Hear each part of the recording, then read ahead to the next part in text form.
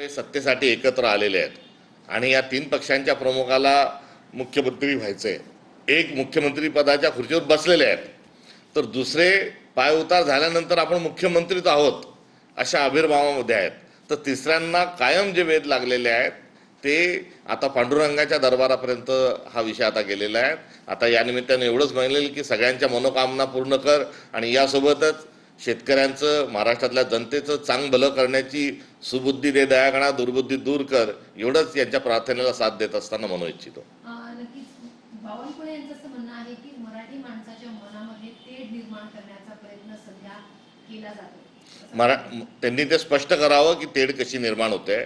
मराठी भाषा नष्ट करून आपल्याला तेढ करायची आहे का? आपला जो अजेंडा आहे हिंदी, हिंदू आणि हिंदू राष्ट्र, हा कुटील डाव साधण्याकरता आपण मराठीचा गळा घोटत आहात.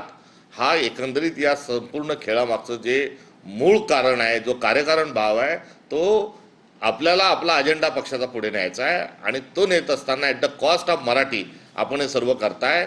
हे पहिले याचा जो खुलासा आहे हा त्यांनी करावा की असा आमचा डाव नाही. जो बंच ऑफ थॉट पुस्तक आहे त्याच्यामध्ये मराठी रिजनल ज्या लँग्वेजेस आहेत त्या चिरडून टाका असं म्हटलेलं नाही. असं त्यांनी पहिले खुलासा करणं आवश्यक आहे.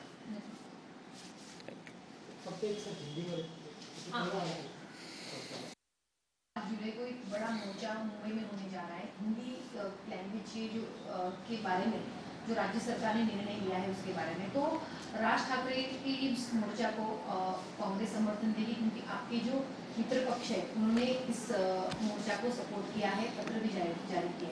ये मुद्दे को लगातार हम इस मुद्दे को उठा रहे हैं. इस मुद्दे के खिलाफ में जो भी अनुरोध है, आह्वान है या उसको होली करने जैसी जो भी निषेधार्ह जो आंदोलन है वो हम हमारे तरफ से इसके पहले भी कर चुके हैं. इतना ही नहीं तो सभी साहित्यिकों को, सभी लेखकों को हम उसके लिए चिट्ठी भी हमने लिखी है और अभी कोई मोर्चा भी उसका यदि निकाल रहा है तो उसमें कोई ऐतराज़ नहीं, उसका स्वागत ही है.